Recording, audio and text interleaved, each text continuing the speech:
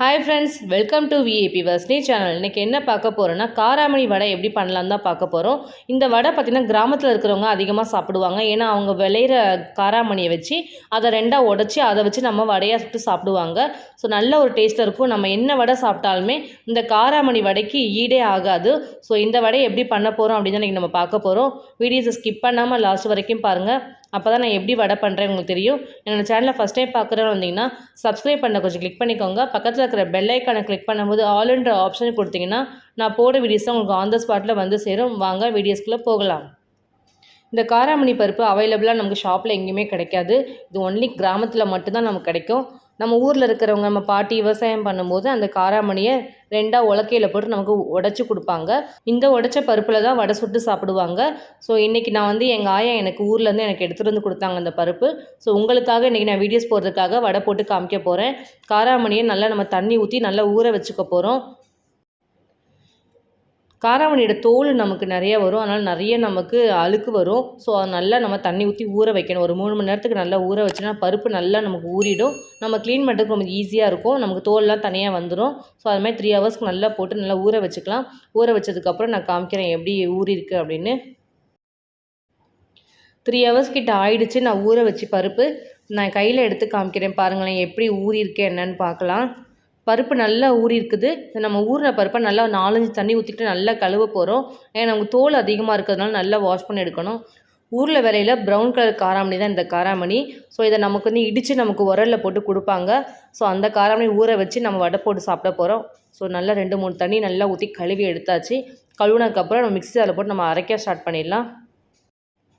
Mixie ஜாரை எடுத்துக்குவோம். நம்ம எடுத்து வச்சுக்க காராமணி பருப்பை ஃபுல்லாக நம்ம போட்டு மிக்சியில் நல்லா கிரைண்ட் பண்ண போகிறோம். ரொம்ப கிரைண்ட் பண்ணக்கூடாது.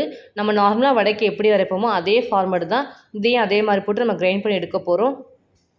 லைட்டாக நம்ம ஓட்டி விட்டால் போதும், தண்ணி ஊற்றவே கூடாது. வெறும் பருப்பு மட்டும் தான் நம்ம அள்ளி போட்டு நம்ம அரைக்க போகிறோம். நல்லா கிரைண்ட் ஆகிடுச்சு பருப்பு. இங்கே பாருங்கள், நான் அள்ளி காமிக்கிறேன். இந்த மாதிரி குறையாக இருக்கும் நமக்கு பருப்பு. அப்போ தான் நமக்கு கரெக்டாக வடை போடும்போது நல்லா சாப்பிடும்போது நமக்கு நல்ல ஒரு பருப்பு நமக்கு கிடைக்கும். நமக்கு அந்த மாவும் கிடைக்கும். நல்ல ஒரு டேஸ்ட்டில் இருக்கும். ஸோ நம்ம அரைச்ச மாவு எல்லாத்தையும் நம்ம ஒரு பாத்திரத்தில் சேர்த்துக்கலாம்.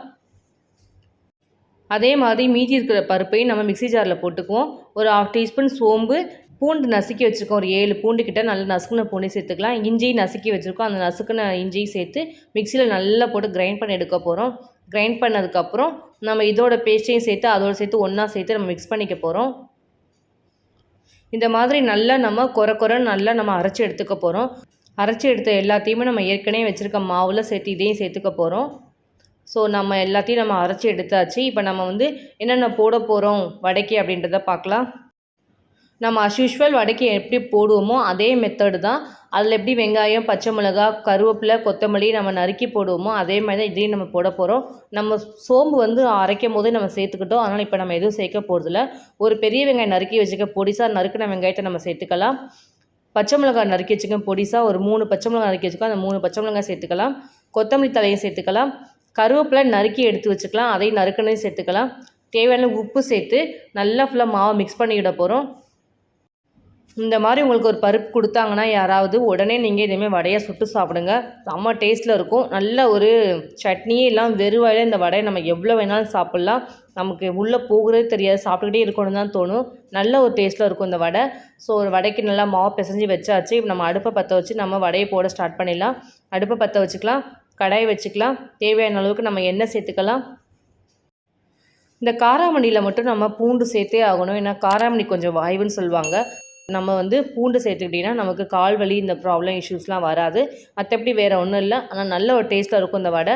ஸோ இதை நம்ம ஆயிலில் நல்லா ஹீட் ஆனதுக்கப்புறம் கையில் தட்டி நம்ம எப்படி நம்ம பருப்பு வடையெல்லாம் போடுறோமோ அதே மாதிரி கையில் தட்டி நம்ம ஆயிலில் போட்டு எடுக்க வேண்டியதுதான். இதே மாதிரி ஒவ்வொரு வடையை தட்டி போட வேண்டியதுதான். நம்ம போட்ட இஞ்சியும் அந்த பூண்டு ஃப்ளேவரும் நம்ம வடையை சாப்பிடும் போது செம்ம டேஸ்ட்டாக இருக்கும். ஸோ இதேமாதிரி ஒவ்வொரு வடையாக போட போகிறோம். நம்ம ஆயிலில் போட்டு எடுக்க போகிறோம்.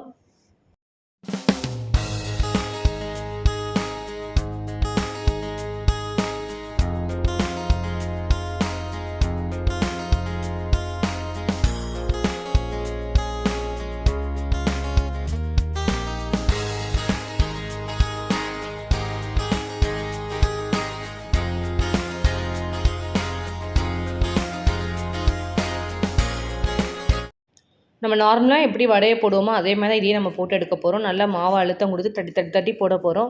நல்லா வடை வெந்ததுக்கப்புறம் கரண்டி வச்சு திருப்பி திருப்பி விட்டுக்கலாம். நல்லா வேகும். அடுப்பை கொஞ்சம் நார்மல் ஃப்ளேமில் வச்சு நல்லா வேக வச்சுன்னா வடை சூப்பராக நமக்கு ரெடி ஆகிடும்.